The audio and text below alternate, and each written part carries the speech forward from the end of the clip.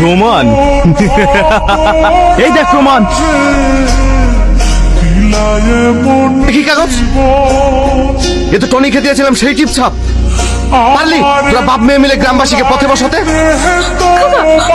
আপনার কথা ভুল হচ্ছে, আমি এরকম কিছু করিনি।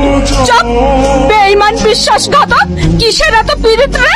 লজ্জা করে তোর? তুই কেমন বাপ, নিজের মেয়েকে একটা অজানা অচেনা ছেলের পিছনে লেলিয়ে দিতে লজ্জা করে না?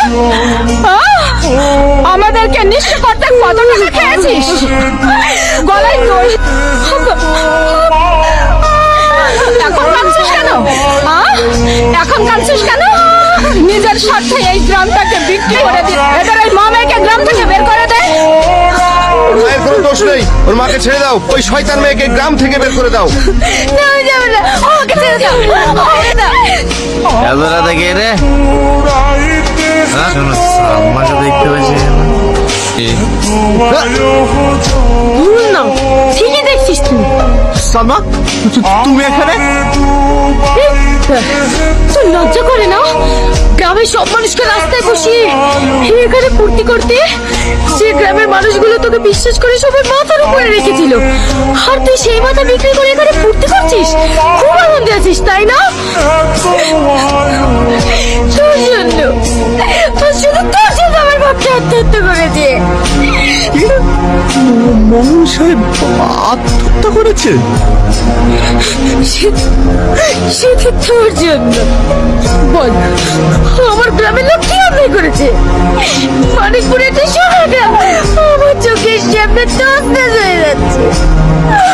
আমি আমার বাপের ভালো রক্ষা করতে, নিজের বাপটাকেও বাঁচাতে পারলাম।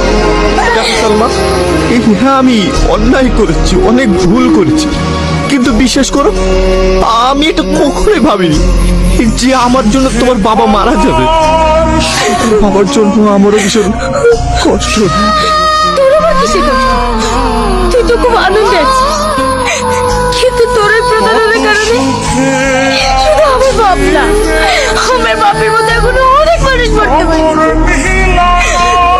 আমি বেঁচে থাকতে ওই মানিকপুরের আর কাউকে মরতে দেব না।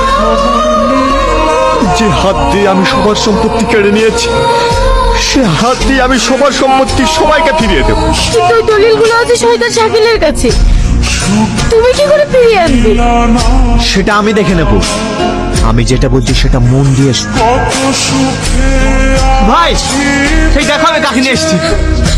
আরে টনি, তুই এই গাইয়াকে কোথায় পেলি? আরে গায়ে না, আরে বিশাল কালে যা।